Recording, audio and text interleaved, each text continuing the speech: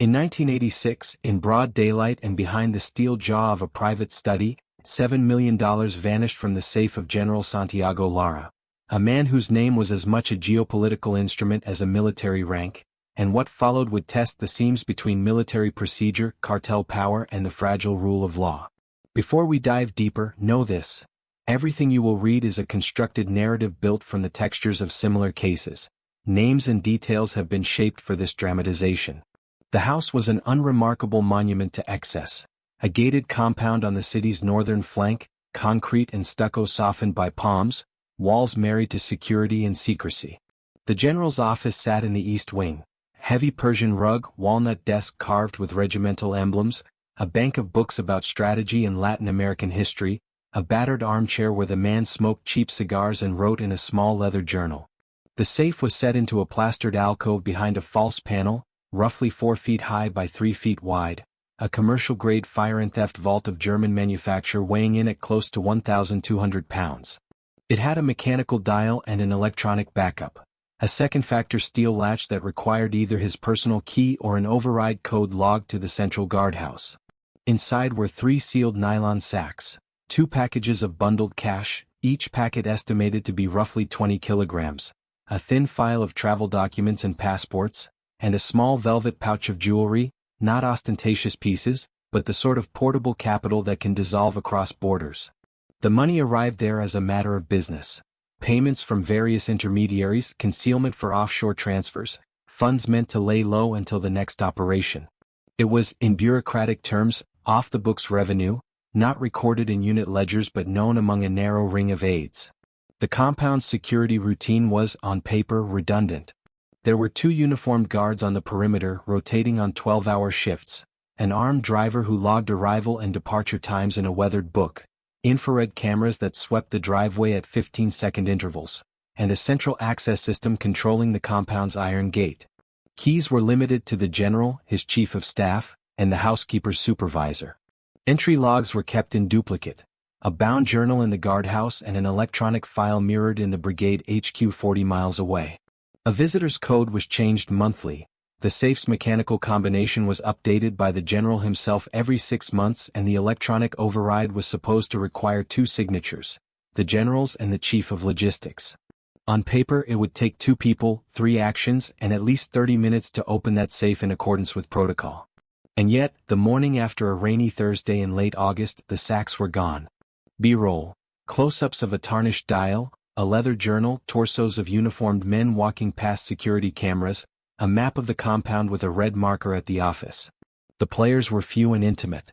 General Santiago Lara, 52 years old, a 30-year veteran whose career bent from counterinsurgency to regional command, carried a reputation that sat somewhere between decorated patriot and pragmatic operator. His public biography celebrated a string of military successes. His private life bent toward discretion. He was married, estranged in practice, and had a son who lived in another country. Then there was Marco Ruiz, the house's logistician, 40 years old, pragmatic, fluent in the spreadsheets of supply and the small lies of survival. Marco had a keycard, a scheduler's knowledge of convoys, and a habit of leaving his diary in unlocked drawers. His financial record showed recent unexpected deposits, a building project for his niece that had suddenly moved from intention to purchase. The organizer was Diego El Ferro Morales, a man whose career crossed the brittle line between ex-special operations and the criminal networks that demanded men who understood procedure. He was not a flashy cartel capo. He was a planner who studied routines as if they were Latin texts. Finally, there was the unexpected witness, Ana Paredes, the contractor who was resurfacing the drive that summer, a woman who came every morning, watched from the gate as men arrived, and who later reported seeing a van that did not match any registered vehicle. Each of them carried motives as assorted as their alibis: loyalty, profit, debt, fear. If you sit long enough in a man's office, you learn what he hides, Marco wrote in an offhand line that would later appear in court filings. The theft unfolded on a timeline precise in its cruelty. At 9:12, the night guard made his morning sweep. An entry in the bound log registered that he had checked the east wing and found all in order. At 9:27, a maintenance crew arrived for scheduled repairs to the generator. They were logged under the day's visitor book and waved through by the driver. At 9:31 the surveillance system registered a 20-second blind spot. A firmware update had been pushed to the infrared array during a routine service, creating a gap in the continuous feed. At 10:02, the gate's access log recorded an entry code used by the housekeeper's supervisor, though CCTV registered no car leaving the property for nearly an hour afterward. At 10:17 the vault was opened. The official report later noted the mechanical dial had been turned using the general's combination and the electronic latch responded to a valid override token. The theft itself, the physical moving of $7 million in packages, took approximately 17 minutes, 10:17 to 10:34. 3 men entered the office, operated with methodical calm, transferred two money sacks and the velvet pouch into impersonally labeled carriers, and left as if they were courier staff. Outside, a small white cargo van idled against the hedge. The van's driver, recorded by a neighbor's private camera, wore a reflective vest and a simple cap. The journal in the guardhouse recorded a supply pickup at 10:40. The van was logged as leaving at 10:46. At 11:05, an anonymous call was placed to a regional investigator tip line. "Check the general's safe," the voice said. It took 2 weeks for the scale of the loss to sink into public consciousness. Facts began to multiply like stains. Fact: the official complaint filed by the general's office reported $7 million missing in cash and jewelry. Fact: the vault's mechanical lock showed no signs of violent entry. Fact: the electronic logs contained an override token assigned to the logistics office. Early investigators were puzzled by 3 anomalies. First, the camera blind spot coincided with a scheduled firmware update, but updates were rare and supposed to be notified to HQ. Second, the bound entry log at the guardhouse had an erased line between 9:20 and 10:50. The erasure appeared crude, as if done with a ballpoint and a finger. Third, Marco Ruiz had deposited an amount into his private account in the days before the theft that matched the cost of the house he later purchased. The psychology of those involved read like a ledger of small admissions and larger denials. General Lara, late at night, would sit with his cigars and mutter, "The ledger is not the truth. The ledger is a convenience," a phrase a friend later testified had become a private joke among aides. He vacillated between righteous indignation and a tired, faint amusement. A man who believed that the state owed him loyalty but not necessarily sympathy. Marco's diary revealed a different script. He wrote in clipped phrases about the weight of favors owed and the danger of owing more than you can repay. Diego Morales planned in spreadsheets. He preferred timing to violence. Ana Paredes, the contractor, kept a cigarette stub in a pocket and a memory of a van's license plate that was later transcribed into a different number in official notes, an error that would later be disputed as a misremembered digit. The operations tradecraft hinted at inside knowledge of the update window, the exact timing of guard rotations, and the placement of the safe behind a false panel, a hidden geometry only someone with intimate access could map. The tools used were not exotic. The thieves used a set of black nylon carriers, weighable by volume, adhesive seals that had been pre-cut and stitched into place to reseal a sack without obvious tampering, and a set of magnetic clamps to hold the false panel open while they worked. A small electronic device cloned the guardhouse's token signal, feeding a valid override to the vault's latch when the real token was in transit. That cloning device required a window of signal interception, the firmware update window. The operation hinged on timing. If a night guard changed his route or if the driver left earlier, the window closed. The weight of procedure in the military house was both a shield and a liability. The guardhouse journal had long been treated as a mundane formality. Duplicates were made by an administrative assistant half an hour later and filed in a drawer. Protocols existed for dual authorization: the safe, the gate, the logbooks. But these procedures assumed cooperation and perfection, two human conditions rarely present together. The first twist arrived within the initial week. The duplicate electronic log at regional HQ showed an access token used at 10:17 that had been recorded as deactivated the previous month. How could a deactivated token have reopened the vault? Investigators found the token's digital signature intact. They also found that the token had been exported to a removable memory module the week prior by Marco Ruiz for a supposed audit. The export files on Marco's desktop contained a single line: "For audit, returned by Friday." That Friday Marco had won a small lottery, a new car. The second twist came 200 words later, In what seemed like a bureaucratic footnote, an unmarked envelope was discovered in a dumpster 3 blocks from the compound. Inside was a single photograph, a Polaroid, showing a man in a reflective vest beside the general's office door, time-stamped at 10:20. The man in the photo was not Diego Morales, nor was he on any guest list. But the face was familiar to Ana Paredes, who, when shown the photo by an investigator, whispered a name: Carlos, the groundsman from 2 streets over. Carlos denied all knowledge of the operation. His work van had been sold to a scrapyard the following week. I was nowhere near, he told investigators. The third twist unfolded as investigators looked to offshore accounts. A small network of shell corporations active in banker records pulled under subpoena showed a transfer of $500,000 2 days after the theft to an account with a corporate name tied to a construction firm. The construction firm, in turn, had invoices matching a driveway resurfacing job, Anna's company. She had been paid $18,000 in cash and a $500,000 check that cleared in a bank several states away. Her signature on the check matched her known handwriting.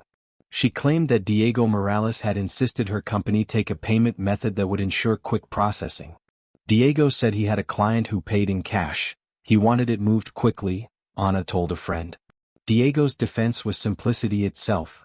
He had been out of town on the day, he said, delivering supplies to a remote site and had witnesses prepared to vouch for him. But logistics can lie in the margins. He controlled a network of drivers. He had keys to several warehouse lockers. He had spent time as a logistics non-commissioned officer and knew how to file alibis like operations. As suspicion radiated outward, the general did what generals do. He created a commission. A fact-finding team arrived from the ministry to audit procedures, reproduce logs and interview personnel. Archival note: the commission report would later be marked sensitive and circulated with redactions. The team found procedural breaches, a missing page in the bound log, a maintenance contractor whose license did not match the records, and an unexplained deletion of camera footage during the firmware update.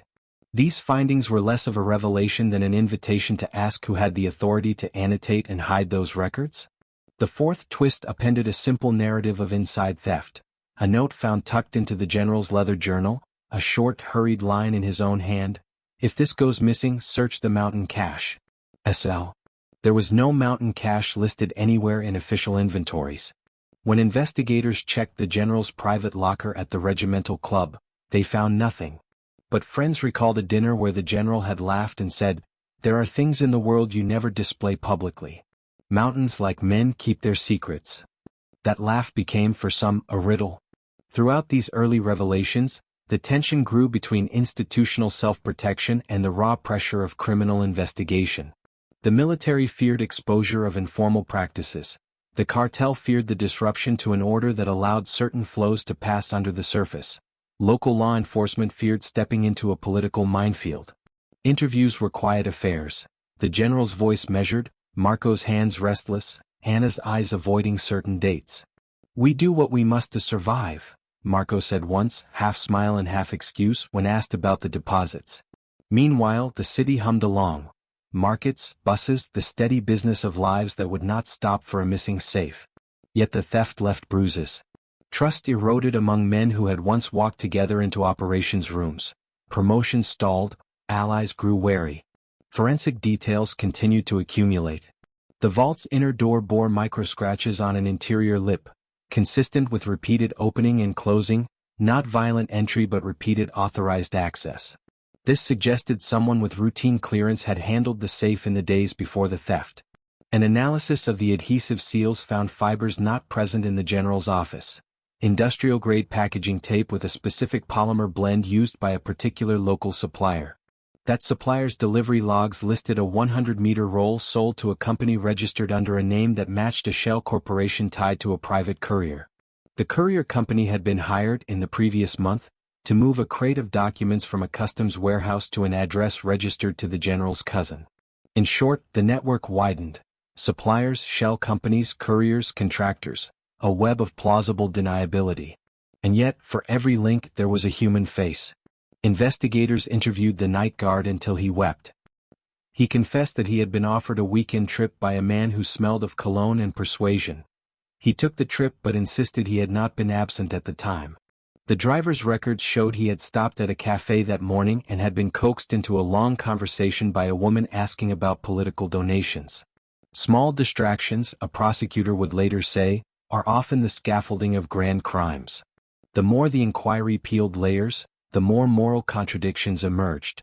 The general's ledger, once pried open, revealed payments to civic projects and to men known to be less scrupulous than advertised.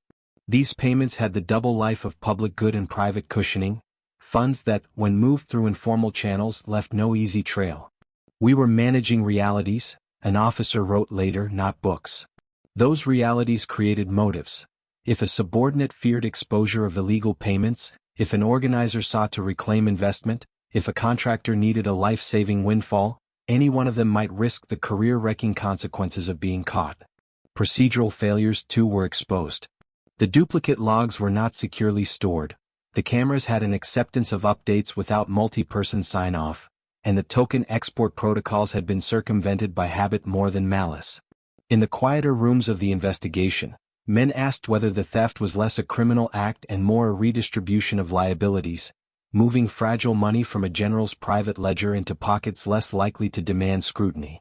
Media pressure intensified. Newspapers ran variations on the same headline: 7 million missing from general's safe. Was it inside work? The public's appetite for scandal grew, but the story also revealed the limits of public curiosity. People wanted accountability but not national embarrassment. The trial of narratives began. Was this a simple theft, an internal settling of accounts, an operation orchestrated by criminal elements to weaken a general, or a sanctioned extraction by shadow actors who preferred cash to bureaucracy? By month's end, rumors swelled. Some said the funds had been moved to finance a political bid.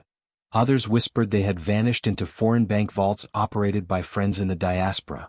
The investigative team grew frustrated by dead ends and diversions, by men who remembered the gist but not the specifics.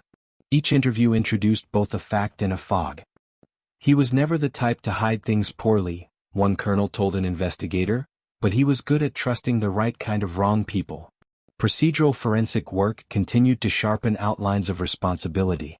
A log recovered from a backup server at regional HQ, a fragment that had been missed in earlier searches, contained a truncated string showing the export of a token and an IP address traceable to a public terminal at the logistics office.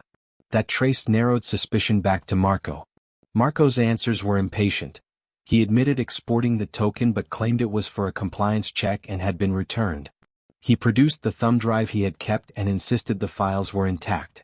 Forensic analysts examined the drive and found an unexpected directory: a scanned copy of a passport with a different name, a list of airport transfer contacts, and a note scribbled in pencil: "Burn after transfer." The discovery rewired the investigation. Now there was a plausible plan for moving value out of the country and a trail indicating premeditation beyond a quick grab. Then a phone call changed the tone of the inquiry. An anonymous tipster advised investigators to look at a storage unit on the city's edge. The unit held nothing but a crate of office equipment and, tucked behind a false divider, a small black bag with a metallic clasp. Inside the bag, wrapped in oilcloth, was a single passport and a slip of paper. Coordinates pointing to a remote mountainous area 2 hours' drive from the city. The coordinates matched the mountain the general had indicated in his private note. The investigative file recorded the moment as both breakthrough and provocation. The public felt the thrill of movement. The investigators felt the friction of jurisdiction. Who owned that parcel of land? Was there a safe deposit buried in rock? For every step forward there were consequences. The general, already under a cloud, began to see his political alliances fray. Officers who had once moved to his cadence now offered terse statements. Diego Morales kept his counsel and vanished into layers of plausible alibis. Marco's bank accounts were frozen. Anna's construction firm found clients evaporating. The twist that closed the first part of the story was less a neat revelation than a knot. A janitor working nights at the regional HQ found, in a trash bin, an envelope containing photocopies of the bound guardhouse log and a scribbled map with the same coordinates. The janitor pocketed the envelope and later offered it to a local reporter for a small sum. The reporter, chasing leads, drove to the coordinates and found nothing but a weathered stone cairn. Under the cairn, however, there was a rusted tin box with a single item inside: a business card, Diego Alfaro Morales, logistics consultant. On the back of the card was a single sentence in pencil. If they dig, tell them to look under the third step. The investigation had shifted from immediate recovery to reconstruction. Timelines were rebuilt minute by minute, logs compared, alibis scrutinized, and human behavior measured against the mechanical precision of the security systems. General Santiago Lara, though outwardly composed, spent hours reviewing his own records, smoking one cigar after another in the dim lamplight of his private office, muttering to himself, "I trusted routines more than people. Always a mistake." Marco Ruiz, under increasing scrutiny, oscillated between confidence and panic, aware that every digital trace, every ledger entry, and every casual note in his diary was now a potential indictment. Diego Alfaro Morales had disappeared from the city's formal grid, leaving only traces of his movements through taxi logs, hotel registries, and intermittent phone calls traced to burner lines, a shadow more than a person, yet still palpably orchestrating the redistribution of the stolen assets. Ana Paredes, whose seemingly minor involvement as a contractor had placed her unwittingly in the center of the storm, faced pressure from both investigators and criminal intermediaries, caught between compliance with law enforcement and the need to protect herself from forces operating beyond official oversight. Meanwhile, investigators focused on the vault's microevidence. The scratches inside the inner door, the fibers on the adhesive seals, and the scanned tokens on Marco's thumb drive. Each fragment suggested methodical preparation. Each anomaly hinted at inside knowledge. By cross-referencing vehicle registrations, security camera feeds, and local witness statements, a pattern emerged. The movement of packages had been timed with near-military precision, coordinated with a prearranged gap in surveillance, and facilitated by someone who had intimate access to the operational routines of the general's office. The forensic team reconstructed the exact sequence. The firmware update to the infrared cameras created a blind spot precisely when the transport of the packages occurred. The exported electronic token allowed for override without triggering alarm protocols. The adhesive seals permitted temporary removal and replacement of money sacks without immediate detection, and the false panel behind the safe ensured that any casual observer would not notice movement. Investigators theorized that at least 3 individuals were involved in the physical execution, with additional coordination provided by a planner who remained unseen. Interviews with the guardhouse staff revealed that certain routine checks had been relaxed. Temperature logs of the vault room were inconsistent, and a patrol that should have passed the east wing at 9:55 had instead remained near the southern perimeter, citing a minor maintenance issue, a deviation that had not been formally authorized. B-roll, close-up of worn guard logs, infrared camera feeds with blank screens, the mechanical dial of a vault courier van photographs.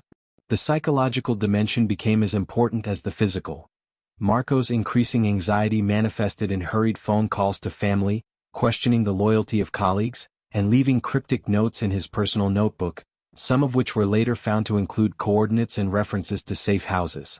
Diego Morales' disappearance introduced a layer of uncertainty that investigators struggled to penetrate. His careful elimination of digital footprints and reliance on human couriers created a network that was nearly invisible, leaving only faint shadows for authorities to follow. Anna's observations, including the unidentified white van and the unfamiliar worker at the gate, became critical evidence. Her accounts, initially dismissed as inconsequential, were corroborated when investigators cross-referenced city traffic cameras and vendor delivery logs, revealing a pattern of temporary staff and vehicles not listed in official records. The stolen funds themselves became an abstract presence, a force that drove behavior and decisions, influencing financial moves, personal relationships, and the choices of those involved. Small transactions, sudden asset purchases, and unusual remittances suggested that the cash had begun to circulate through a complex network designed to obscure its origin. The mountain cache hinted at in General Lara's note remained a focal point of speculation. Coordinates led to remote terrain accessible only by unpaved roads, but repeated searches turned up nothing beyond natural rock formations and discarded debris. The ambiguity fueled both media coverage and internal debate. Was the cache real, a psychological misdirection, or had the real treasure already been moved through international channels? The unfolding drama exposed procedural weaknesses in the military and civilian oversight structures. Logs could be manipulated, token exports misused, and camera updates exploited. Even high-ranking officers began to question their own systems. If such a theft could occur with such precision, what else remained vulnerable? Simultaneously, external pressures mounted. The press pursued the story relentlessly, focusing on the sensational figure of the general, the ex-special operations criminal planner, and the missing millions. Social context heightened the stakes. Corruption scandals had eroded public trust, and the notion that money could vanish under the nose of a decorated officer captivated the public imagination. Within the investigation, trust eroded among participants. Marco and Diego were no longer merely suspects. They became variables in a complex equation where each action and inaction could tip the balance toward discovery or disaster. Ana navigated her own moral landscape, revealing too much risked retaliation, revealing too little risked imprisonment. Investigators struggled with the human element, aware that documentation alone could not reveal intent or fear, and that deception often resided in the small gestures and unrecorded pauses. By mid-month, new evidence emerged that challenged previous assumptions. A shipping crate, documented as arriving at a secondary warehouse weeks before the theft, contained packing materials consistent with the adhesive seals used on the stolen sacks. The crate had been logged under a pseudonym linked to a shell corporation, but the delivery receipt bore a signature resembling Marco Ruiz's hand. Analysts began to piece together a possible pre-staging operation. The theft may not have been spontaneous but carefully synchronized with prior placement of materials, staff coordination, and timing of surveillance gaps. Parallel to these developments, a series of anonymous tips suggested that part of the stolen assets had been transferred to offshore accounts in the Caribbean. Bank compliance documents revealed unusual activity in a small set of accounts tied to entities with minimal reporting requirements. While investigators could not immediately connect the dots to the individuals involved, the financial traces suggested deliberate layering, a method to distance funds from the point of theft and complicate recovery. The narrative tension increased as investigators considered possible motivations. Diego Morales' military background suggested a preference for precise, low-violence operations, a departure from typical cartel thefts. Marco's access and financial pressures provided a practical avenue for facilitation. Anna's inadvertent observation and subsequent involvement demonstrated the unpredictability of human factors in complex schemes. As the search continued, unexpected discoveries emerged. Hidden compartments in courier vehicles, subtle inconsistencies in delivery logs, and a minor discrepancy in the guardhouse schedule all pointed toward an organized orchestration that leveraged human error and procedural rigidity. Each revelation deepened the intrigue. How could a combination of routine and subterfuge produce a heist executed with near-military precision yet leave tangible breadcrumbs for investigators? The part concluded on a chilling note. One evening, an unmarked envelope arrived at the Regional Investigation Office, containing a single photograph of a handwritten note on yellowed paper. Look beneath the third step. Trust no one. The handwriting was unfamiliar, the ink smeared with age or deliberate obfuscation. Investigators stared at the photograph, aware that the next phase of their inquiry would require penetrating layers of deception, uncovering hidden networks and confronting the psychological weight of a crime that had begun not with force, but with meticulous planning, inside knowledge and human frailty, leaving the $7 million suspended in a liminal space between myth, evidence, and the possibility of recovery.